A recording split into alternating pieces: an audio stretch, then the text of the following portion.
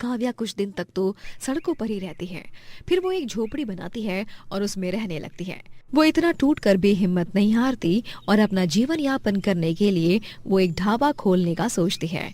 अपनी कुकिंग की कला को वो अब जीवन जीने की खातिर इस्तेमाल करती है।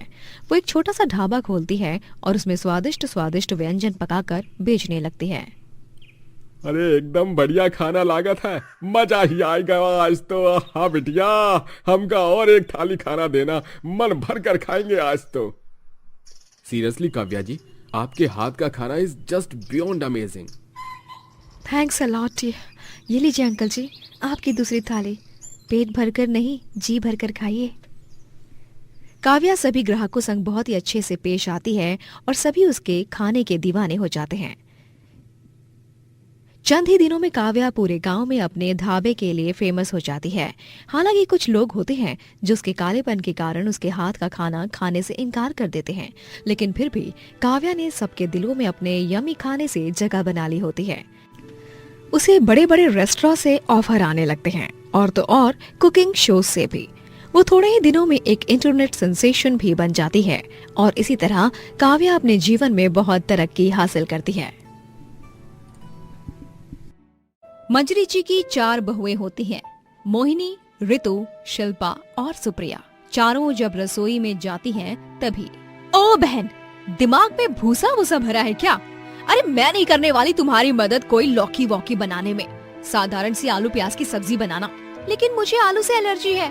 पनीर बनाते हैं ना, बड़े दिनों से मन कर रहा है गाइस यार। ओ मैडम, तुम तो चुप ही रहो वरना एक लप्पड़ लगाऊंगी। एक सब्जी काट के नहीं देती हो और बस हुक्म चलाती रहती हो किसी महारानी की तरह। नूडल्स बनाए? तुम ही खाओ, वो केचुए, हमें ना खिलाओ।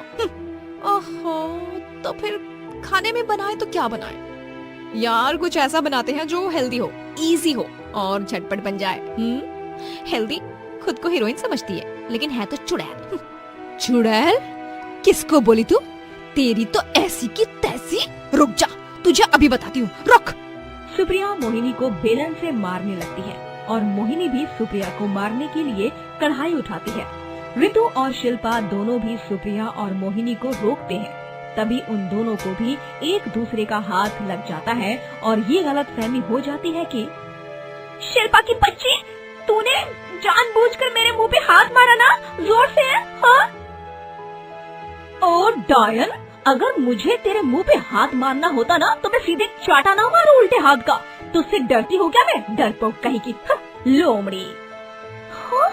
तेरी हिम्मत कैसे हुई? रुक। और फिर ऋतु और शिल्पा दोनों में जंग छिड़ जाती है और वो दोनों भी एक दूसरे के बाल नोचने लगती हैं। और ऐसे ही चारों बहुएं एक दूसरे पर बर्तन से वार करने लगती हैं। और इस सब की चिल्लाहट सुनकर मंजरी भागे दौड़े रसोई में आती है। ओहो, तुम चारों के अंदर क्या कोई आत्मा घुस गई है क्या? क्यों एक दूसरे का खून चूसने के पीछे पड़ी हो? अरे रसोई एक औरत की सहेली होती है और वो अपने दिन का सबसे अधिक समय रसोई में ही बिताती है। घर का सबसे पवित्र स्थान एक रसोई ही होती है और तुम चारों नासपीटियों ने इस रसोई को ही युद्ध भूमि बना दिया। वाह! लेकिन माँ जी, अब कुछ मत बोलो तुम मुझे।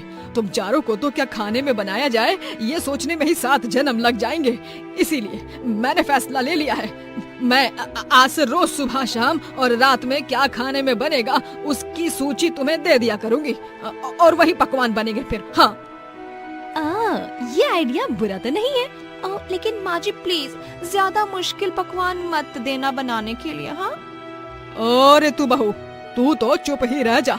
इस घर में मेरी अनुमति के बिना एक बर्तन तक यहाँ से वहाँ नहीं हिलना चाहिए। इतना सब कहकर मंजरी चली जाती है और अब चारों बहुएं ही चिंताग्रस्त हो जाती हैं, क्योंकि उन्हें तो कुछ भी ठीक से बनाना नहीं आता। तभी सब गहरी सोच में पड़ जाती हैं और फिर मोहिनी के दिमाग में एक विचार आता है। सुनो, हमारे पति वैसे भी माँ जी के गल्ले में रोज पैसे डालते हैं, तो हम उन्हीं पैसों को रोज गुल्लक का ताला खोलकर उसमें से निकालेंगे और फिर बाहर से खाना मंगवाया करेंगे और हमारी बेचारी सास मंजरी देवी को तो इस बात की भनक भी नहीं पड़ेगी। हाँ यार, ये तो सॉलिड आइडिया है। इससे तो हमारे कुछ पैसे खर्च भी नहीं होंगे, जो भी होंगे माँ जी के होंगे, और हम चारों बहुओं की रसोई की लाज भी बनी रहेगी। फिर चारों बहुएं मंजरी के गुल्लक के ताले को तोड़कर उसमें से रोजाना पैसे निकालती और छुप छुप कर बाहर से खाना मंगवाती और उसे ही सबको परोस कर देती। सास मंजरी, ससुर इंद्रनील और चारों बहुओं के पतियों को जरा भी शक नहीं होता कि वो सारा खाना रेस्टोरेंट से आया है। वाह वाह बहुओं, लगता है चारों ने YouTube पर ऑनलाइन कुकिंग के वीडियो देखना शुरू किया है। हाँ पापा, खाना सच में बढ़िया बना है। हाँ, और ये बर्फी पे तो मेरा दिल आ गया। रोज ऐसी बर्फी मिल जाए तो जीवन तो यहाँ धरती लोक पर ही स्वर्ग लोक जैसा बन जाएगा। बहुएं आपस में फुसफुसाती हैं। अब इन बेचारों को क्या बताएं, ये सारा खाना हमने नहीं किसी और ने बनाया है। शांत बैठ जाओ ऋतु, मरवाएगी क्या? ओह हाँ, सॉरी। बाहर का खाना मंगवाकर सब घर वालों को उल्लू बनाने का सिलसिला यूं ही कायम रहता है। दिन गुजर जाते हैं और चारों बहुएं अब सास की सेवा करके थक गई थी और उन्हें आराम करना था, और फिर वो चारों भी झूठ मूठ में बीमार होने का नाटक करती हैं, जिसके कारण सारा काम मंजरी को ही करना पड़ा। अरे माँ, ये क्या, आप झाड़ू सफाई कर रही हैं और आपके हाथ मसालों से भरे हुए? ऐसा क्या हो गया जो आज अचानक इतने सालों बाद आप में काम करने का जोश आ गया? जोश नहीं मेरे बच्चे, तुम चारों की प्यारी धर्म पत्नियां बिस्तर पकड़कर बैठ गई है ना। चारों भी एक साथ बीमार हो गई है और ऐसे में घर का सारा काम पड़ा है, इसीलिए बस सारा काम निपटा रही हूँ, और क्या करूँ। मंजरी अपनी चारों बहुओं की सेवा करने लग जाती है। उन्हें चाय, नाश्ता और खाना परोसती है, उनके लिए काढ़ा बनाती है और उन्हें बार बार देखने आती है। और चालाक बहुएं सास की इन हरकतों को देखकर बहुत खुश होती हैं। दिल को बहुत राहत मिल रही है। माँ जी असल में देखा जाए तो इस घर की महारानी है, लेकिन आज हम चारों बहुएं ने उन्हें नौकरानी बना ही डाला। चारों बहुएं मंजरी से बहुत सारा काम करवाती हैं। माँ जी, मेरे घुटनों में बड़ा दर्द हो रहा है, प्लीज बाम से मालिश कर दो ना। ठीक है ऋतु बहू। और माँ जी, मेरा ना रसगुल्ले खाने का बड़ा मन कर रहा है। डॉक्टर ने कहा है कि बीमारी में अगर कुछ खाने का मन करे तो खा लेना चाहिए, मन नहीं मारना चाहिए। ठीक है सुप्रिया बहू, मैं बना दूंगी रसगुल्ले, फिर तुझे अच्छा भी लगेगा और थोड़ी तबीयत भी सुधर जाएगी। मंजरी ऋतु के घुटनों की मालिश करती है और रसगुल्ले बनाती है और भी कई सारे काम करती है, लेकिन चारों क्रूर बहुओं को क्या पता था कि नाटक करते करते सच में वो बीमार पड़ जाएंगे और अगली सुबह उनका पेट बहुत खराब हो जाता है। तब डॉक्टर को घर पर बुलाने पर डॉक्टर कहते हैं, आप चारों ने शायद बीते कुछ दिनों में बाहर का बहुत खाया है, इसलिए आप चारों को फूड पॉइजनिंग हो गया है। आपकी सास, आपके ससुर और आप चारों के पतियों की इम्यूनिटी स्ट्रांग है, जिसके कारण उन्हें इस खाने से कुछ नहीं हुआ। तभी बहुओं को पता चलता है कि जिस खाने को वो बाहर से मंगवाते थे उसी की वजह से वो खुद बीमार पड़ गई हैं। हाय राम, हम चारों भी अपनी ही चाल में फंस गए। माँ जी को सच लगे, इसीलिए हम उनके गुल्लक से पैसे चुराकर रोजाना बाहर का खाना मंगवाते थे, जिसे खाकर बाकियों को तो कुछ नहीं हुआ, लेकिन हम चारों उसके शिकार हो गए। हमें थोड़े से एक्स्ट्रा एफर्ट्स लेकर अपने हाथों से ही खाना बनाना चाहिए था। स्वाद भले अच्छा नहीं होता, लेकिन घर का खाना घर का ही खाना होता है ना।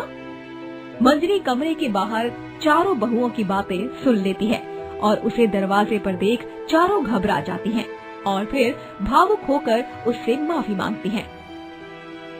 माफ कर दीजिए माँ जी, अब से हम चारों भी बिना लड़े झगड़े और बिना किसी आनाकानी के रसोई में खाना बनाएंगे।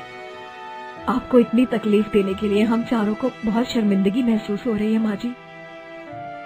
आप हमें माफ तो कर देंगी ना माँ जी? प्लीज प्लीज प्लीज माँ जी प्लीज, हमें समझ में आ गया है, अब सब कुछ हमारी समझ में आ गया है, हमारी आंखें खुल गई हैं। माफी मत मांगो मेरी प्यारी चारों बहुओं, तुम्हें अपनी गलतियों का एहसास हो गया, यही बहुत है मेरे लिए। अगली बार से कोई बीमार होने का नाटक मत करना। और रही बात खाना बनाने की, तो इस दुनिया की हर बीवी, हर बहू के हाथों में माँ अन्नपूर्णा का वास होता है। बस वो समय के साथ उभरता है। इस तरह चारों बहुओं की अक्ल ठिकाने आती है और वो एक साथ मिलजुल कर खुशी से स्वादिष्ट खाना बनाती हैं। दोस्तों, अगर आपको ये कहानी पसंद आई तो लाइक करें, शेयर करें और कमेंट करके बताएं कि कहानी में आपको सबसे अच्छा क्या लगा।